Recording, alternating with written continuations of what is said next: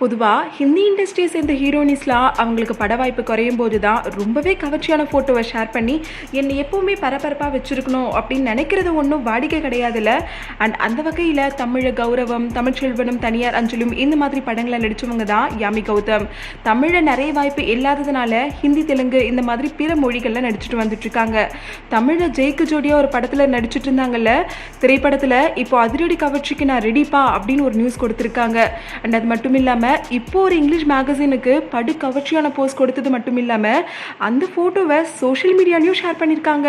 இது திரையுலகினரோட கவனத்தை ஈர்த்த நிலையில் அடுத்தடுத்த படங்களில் யாமி கமிட் ஆக ஸ்டார்ட் பண்ணியிருக்காங்களாம். அண்ட் இந்த திடீர் கவர்ச்சி பிரவேசம் வட இந்தியா மட்டும் இல்லாமல் தென்னிந்திய சினிமா இயக்குநர்களையும் திரும்பி பார்க்க வச்சிருக்கு. அண்ட் இவங்களோட கவர்ச்சி போஸை பார்த்து பாலிவுட் கவர்ச்சி புயல்களே கொஞ்சம் மிரண்டு போயிருக்காங்கன்னா பார்த்துக்கோங்களேன்.